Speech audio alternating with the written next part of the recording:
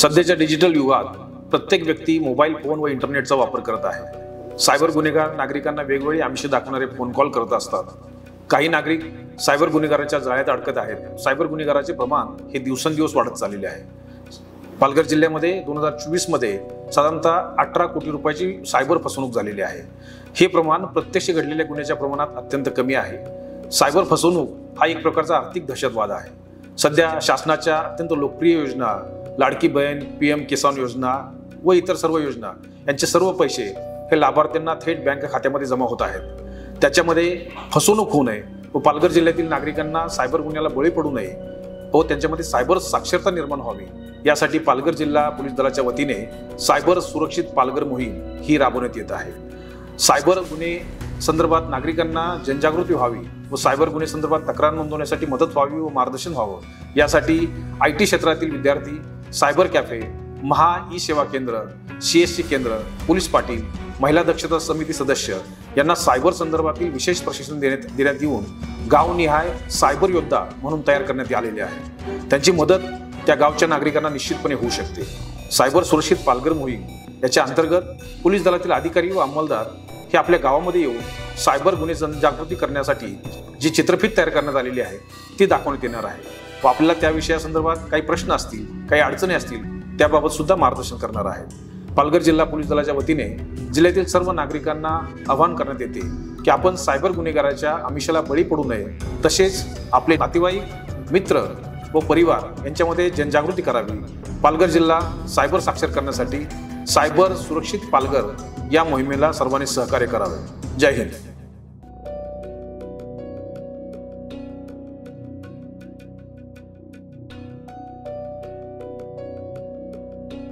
आजच्या डिजिटल जगात इंटरनेट आपल्या आयुष्याचा अविभाज्य भाग बनलाय, पण हाच इंटरनेट कधी कधी विनाशाचं कारण बनतो। ही गोष्ट आहे राहुलची, जो एका चुकीच्या निर्णयामुळे सेक्सटॉर्शनचा शिकार होतो।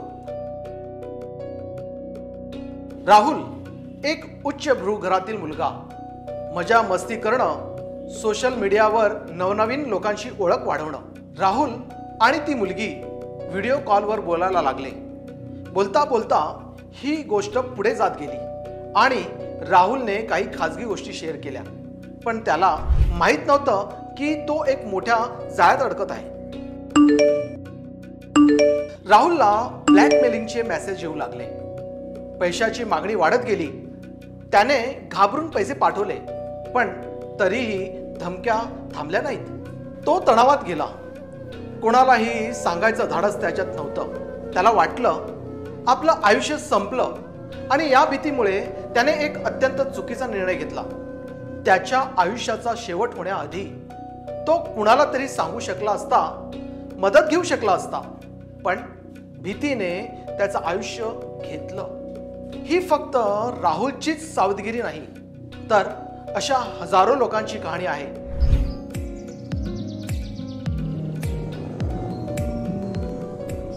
आजच्या डिजिटल युगात सोशल मीडियावर खूप काही शेअर केलं जातं, पण जेव्हा हा विश्वास कोणीतरी तोडतो तेव्हा त्याचे गंभीर परिणाम होऊ शकतात। ही गोष्ट आहे रुचिका आणि जतीनची। रुचिका आणि जतीन एकत्र असलेले दोन प्रेमी सोशल मीडियावर तासनतास गप्पा मारणे, व्हिडिओ कॉल्स करणे, पण एक रात्री गप्पांच्या ओघात त्यांनी एक गोष्ट केली जी त्यांच्यासाठी मोठी चूक ठरली। Hi Jatin, I got something for you. Surprise.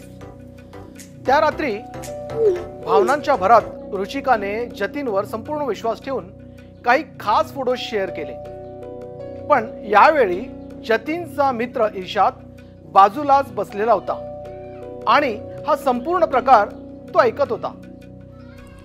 Jatin WhatsApp वेबवर log in होताच त्याने लॉग आउट करायचं विसरला आणि इर्शादने याच संधीचा फायदा घेतला। त्याने रुचिकाचे खास फोटो डाउनलोड केले। इर्शादने त्या फोटोचा गैरवापर करत त्याची मॉर्फिंग केली। सकाळी रुचिका कॉलेजला गेली, पण तिला जाणवलं की सगळे तिला विचित्र नजरेत पाहत आहेत।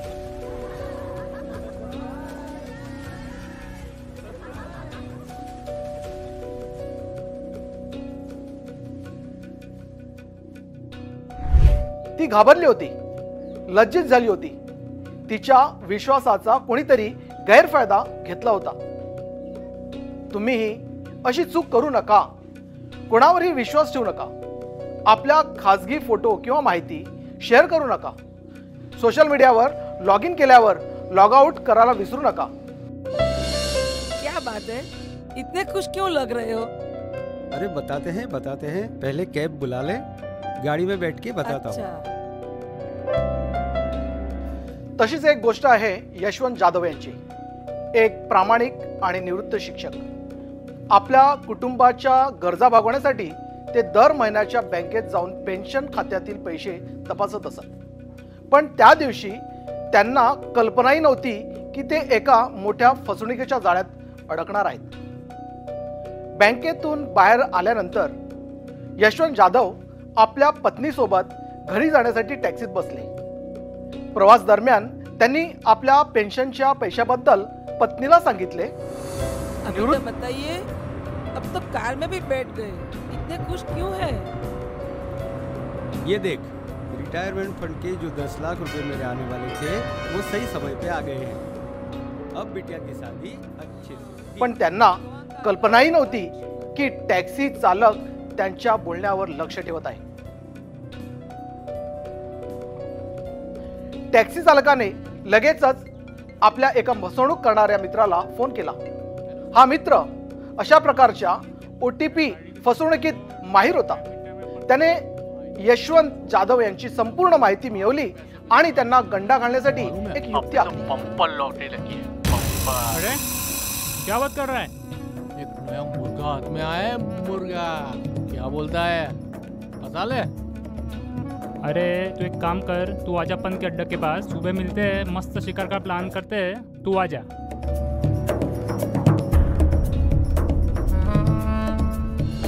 त्याच रात्री यशवंत जाधव यांना एक फोन आला. समोरच्या व्यक्ती स्वतःला बँकेचा ब्रांच मॅनेजर असल्याचे सांगत होता. हेलो. हेलो नमस्कार सर, क्या मेरी बात यशवंत जी से हो रही है? हाँ जी, मैं यशवंत जी बोल रहा हूँ. Very good morning sir. मैं DBA बैंक MG रोड से ब्रांच मैनेजर विकास शर्मा बात कर रहा हूँ. अच्छा. सर दरअसल रिजर्व बैंक ऑफ इंडिया के निर्देश के अनुसार हाँ. मौजूदा ATM कार्ड जो उपयोग में लिए जा रहे हैं हाँ. वह 1 महीने में अवैध हो जाएंगे और उसके बदले अकाउंट होल्डर यानी आपको नया इलेक्ट्रॉनिक चिप कार्ड दिया जाएगा. ये नए कार्ड की डिलीवरी आपके घर तक पहुंचाने के लिए आपके पुराने ATM की सारी डिटेल्स देनी रहेगी. घर में बिटिया की शादी है और इसी वक्त अगर कार्ड बंद हो गया तो बड़ी दिक्कत आ जाएगी. मैं नया कार्ड मंगवा ही लेता हूँ. हाँ सर, इसके लिए क्या डिटेल देनी होगी? सर सबसे पहले आप अपना डेबिट कार्ड का 16 अंकों का नंबर बताइए. एक मिनट सर, एक मिनट.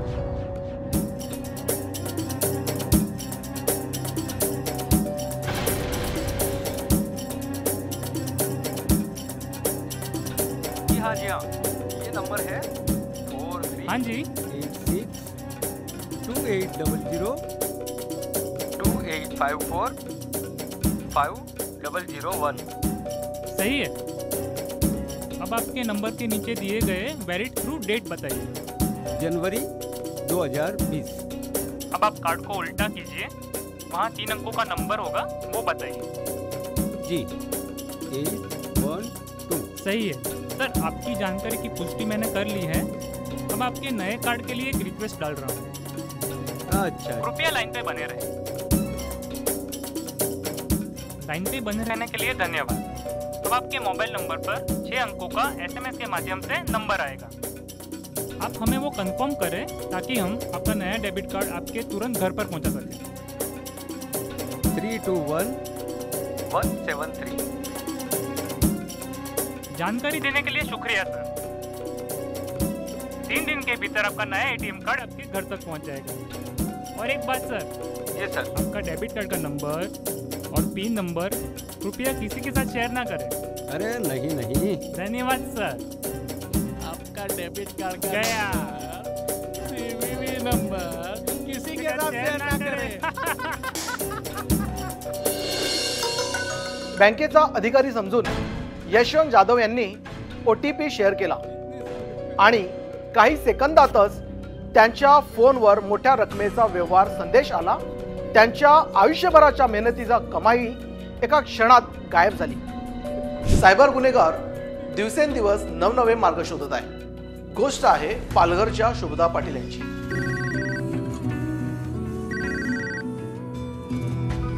सुबोधा मैम नमस्कार। नमस्ते सर। आपका आधार कार्ड नंबर 21904406 है? जी सर, ये मेरा ही आधार कार्ड है। पालघरची शुभदा पाटील मॅडम यांना एक फोन येतो, ज्यामध्ये सांगितले जाते की तुम्ही जे ऑनलाईन कुरिअर मागवले आहे त्यामध्ये अंमली पदार्थ ड्रग्स आढळले आहे। सीबीआई ने आपके खिलाफ अरेस्ट वारंट इशू किया है और हाँ, आप अभी इसी वक्त से डिजिटल अरेस्ट पर हैं। Digital arrest? मैडम, इसका मतलब कि आप मोबाइल की स्क्रीन के सामने से कहीं जा नहीं सकती। सर मेरी बात मानिए, मैं अपने आप को निर्दोष कैसे साबित करूं? त्यातून सुटायचे असेल तर 50 लाख रुपये भरावे लागतील। पैसे खात्यातून ट्रान्सफर होताच कॉल अचानक कट केला जातो आणि संबंधित व्यक्ती गायब होते। अशा प्रकारे डिजिटल अटक घडते। हो बाबा, लोन साठी अप्लाय करेल आहे। आजच्या डिजिटल युगात कर्ज मिळवणे सोपे झाले आहे, पण जेव्हा हेच सोपे कर्ज एका फसवणुकीचं कारण बनतं तेव्हा आयुष्य उद्ध्वस्त होऊ शकतं। ही गोष्ट आहे रोहनची, जो एक फेक होम लोन घोटाळ्याचा बळी ठरतो। हेलो हेलो, क्या मेरी बात रोहन जी से हो रही है? हाँ। रोहन जी, आपने जिस लोन के लिए आवेदन किया था वो मंजूर हो गया है। बस आपको 10,000 की प्रोसेसिंग फीस भरनी होगी। इसके 24 घंटे बाद आपके खाते। रोहनने विचार न करता त्या खात्यात पैसे ट्रान्सफर केले आणि लगेचच त्याला एक फेक कन्फर्मेशन मेल मिळाला। पण काही दिवसांनी जेव्हा तो त्या कंपनीशी संपर्क साधण्याचा प्रयत्न करतो तेव्हा तो नंबर बंद झाला होता, वेबसाईट गायब झाली होती आणि रोहनने गुंतवलेले पैसे कधीच परत मिळाले नाहीत। कुटुंबासाठी घर घ्यायचं त्याचं स्वप्न होतं। ही गोष्ट आहे नितीश आणि त्याच्या मित्राची, जे एका चुकीच्या क्लिकमुळे मोठ्या संकटात अडकतात। नितीश आणि त्याचे 4 मित्र तरुण, तंत्रज्ञान प्रेमी आणि जलद पैसे कमवण्याच्या शोधात। एके दिवशी नितीशला एक अनोळखी नंबरवरून मेसेज आला। एपीके ॲप डाउनलोड करा, 5 ग्रुप मध्ये सेंड करा। सोपी संधी वाटली, फक्त एक फाईल शेअर करायची आणि पैसे कमवायचे। पैसा ही पैसा होगा। नितीशने विचार न करता ती एपीके फाईल डाउनलोड केली आणि मित्रांसोबत शेअर केली, पण त्याला कल्पना नव्हती तो एक मोठ्या फसवणुकीच्या जाळ्यात अडकत आहे। त्या फाईलमध्ये एक मालवेअर होता। एकदा इन्स्टॉल झाल्यावर त्याने नितीशचा मोबाईल हॅक केला। बँक डिटेल्स, OTP, पासवर्ड सगळं चोरलं गेलं। काही क्षणात त्याच्या अकाउंटमधून सगळे पैसे गायब झाले।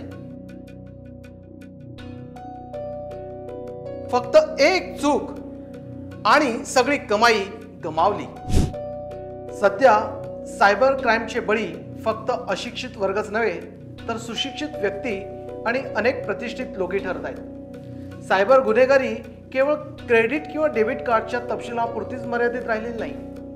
आता गुन्हेगार स्विम स्वॅपिंग, OTP चोरी तसेच आपले ईमेल किंवा मेसेजेसद्वारे आकर्षक इन्स्क्रिप्ट लिंक पाठवून फसवणूक करत आहेत। ही गोष्ट आहे पूजा नावाच्या मुलीची, जी एका फेक जॉब घोटाळ्यात बळी ठरते। पूजा मेहनती आणि आपल्या करिअरबद्दल उत्सुक असलेली एक तरुणी। तिला चांगली नोकरी हवी होती। एक ऑनलाईन जॉब पोर्टलवर तिला एक आकर्षक ऑफर दिसली। तिने त्या वेबसाईटवर अर्ज केला। काही तासातच तिला फोन आला। पूजाने विचार न करता पैसे ट्रान्सफर केले आणि तिला एक ऑफर लेटर मिळालं।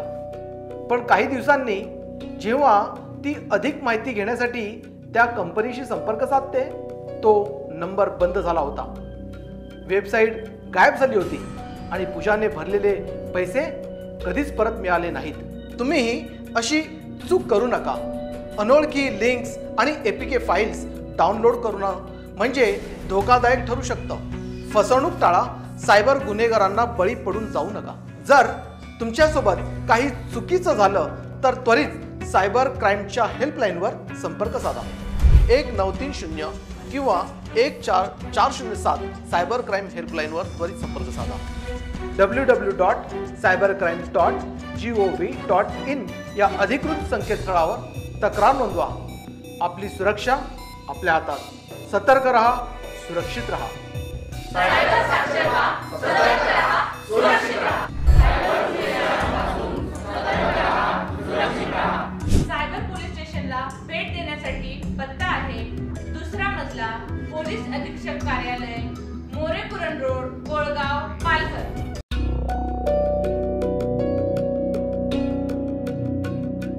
अरे साड़ू भाई, देखो हमें इतना पैसा मिला है कि अभी हमें भविष्य की कोई चिंता नहीं. जीवनात पैसा येणं सोपं नसतं, पण तो गमावणं मात्र खूप सोपं असतं. कधी कधी ज्या संधी सोनेरी वाटतात त्या प्रत्यक्षात विनाशकारी असतात. ही गोष्ट आहे सुरेशची, ज्याच्या आयुष्यात मोठ्या पैशाची संधी आली, पण त्याच्या एक चुकीच्या निर्णयामुळे सगळं काही गमावलं. साड़ू भाई, अब तुझे कुछ स्मार्ट करना चाहिए. क्या? बैंक में पैसे रखने से सिर्फ थोड़ा ब्याज मिलेगा, लेकिन अगर तुम्हें कुछ बड़ा मुनाफा चाहिए, हाँ चाहिए ना, तो देख ट्रेडिंग मार्केट पे इन्वेस्ट कर, फिर देख तुम्हारा कैसे पैसा बढ़ता है. अच्छा, ये ट्रेडिंग मतलब क्या है? अरे साड़ू भाई, ट्रेडिंग से मैंने खुद अच्छा खासा पैसा कमाया है. मेरे एक सर है, उनसे मिलवाता हूँ, वो तुम्हें अच्छा खासा ट्रेड करना सिखाएंगे. मैं सोचता हूँ. अरे उसमें सोचने वाली क्या बात है, तू 20 लाख इन्वेस्ट करोगे ना तो तुम्हें प्रॉफिट 40 लाख होगा. मैं 50-60 लाख कधी देता हूँ ना. अरे चलो, जितने पैसे लेके. सुरेशला वाटलं होतं की तो योग्य निर्णय घेतोय, पण तो हे विसरत होता की बाजार चढतोय तसाच कधीही कोसळू शकतो. हेलो सर, एक बंदा मिल गया है जो अच्छा खासा इन्वेस्ट करने वाला है. आप ऑफिस में है क्या? लेके आता हूँ नहीं तो उधर. हाँ ठीक है आता हूँ. ओके ओके ओके, हाँ ठीक है. मेरे को मार्केटिंग में बड़ा कुछ चाहिए, ऐसा होता है. सर अंदर है ना? हाँ चलो चलो चलो. अरे महेंद्र जी, आइए आइए. आयो सुरेश, आइए आइए. आओ बैठो बैठो. आइए बैठिए बैठिए. और संदीप जी कैसे हो? सब बढ़िया. सर जी ये सुरेश है. अच्छा. इसको ट्रेडिंग में इन्वेस्ट करना है. अच्छा. हाँ हाँ हाँ हाँ, अच्छा बराबर. तो हमारी कंपनी ट्रेडिंग कंपनी है, एवन ट्रेडिंग कंपनी, जो आपको 6 महीने में आपको पैसे डबल करके देगी. अगर आप 5 लाख इन्वेस्ट करते हो 6 महीने के लिए तो आपके 10 लाख हो जाएंगे, और 10 लाख करते हो तो जाहिर सी बात है 20 लाख हो जाएंगे. और एक हमारी एवन कंपनी की एक नई ऑफर चल रही है. अगर आप 1 CR इन्वेस्टमेंट करते हो तो आपको 6 महीने में 2 CR तक मिलने की शक्यता है. तो सुरेश जी, आप कितने इन्वेस्ट करना चाहोगे? मैं अभी 50 लाख लाया हूँ, अभी 50 लाख इन्वेस्ट कर देता हूँ. सर जी फिलहाल के लिए 50 लाख लेके आए, 50 लाख इन्वेस्ट करना चाहते हैं. बिल्कुल कर सकते हो, ले लीजिए. तो सर ये 50 लाख का मैं चेक लाया हूँ. हाँ. अरे सुरेश जी, कॉन्ग्रेचुलेशन, आप 6 महीने के बाद करोड़पति बनने वाले हो. Thank you. साड़ू भाई, अब तुम्हें तो कुछ टेंशन ही नहीं है. 6 महीने में आप करोड़पति बनने वाले हो. हाँ जी. चलो साड़ू भाई, मिलते हैं करोड़पति होने के बाद. हाँ चलो साड़ू भाई.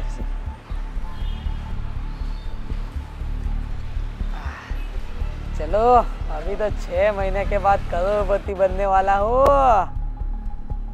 फिर मिलता हूँ, आता हूँ 6 महीने के बाद पैसे डबल लेने के लिए. 20-25 बकरे फंसे हैं.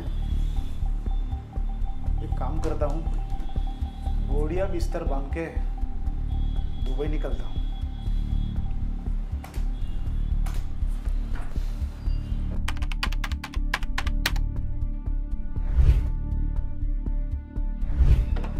चलो चलो, आता तुम करोड़पति बनने वाले हो. चलो फटाफट.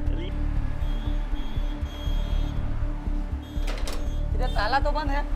अरे नीचे चाय पीने गई होगी, रुको मैं 1 मिनट में कॉल करता हूँ. लगाता हूँ. क्या हुआ? एक कॉल कर दो.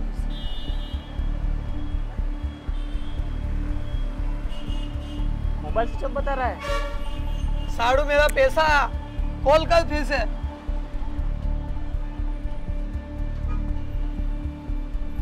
बता रहा है? अरे यार साड़ू, मेरा पैसा 50 लाख मैंने लगाया था, पूरा 50 लाख।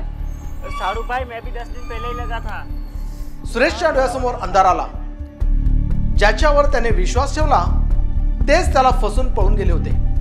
त्याच्या कष्टाने मिळवलेल्या पैशाचं काही उरलेलं नव्हतं. आर्थिक गुंतवणुकीच्या मोहात फसणं हे नवीन नाही, पण खोटी आश्वासनं आणि झटपट श्रीमंत होण्याच्या लालसेमुळे अनेक लोक आपली मेहनतीची कमाई गमावतात. गुंतवणूक ही सावधगिरीने केली पाहिजे. कोणतीही स्कीम झटपट पैसे देण्याची हमी देत असेल तर ती एक सापळा असतो. शिक्षण, योग्य माहिती आणि सतर्कता हेच आर्थिक सुरक्षिततेचे खरे शस्त्र आहेत.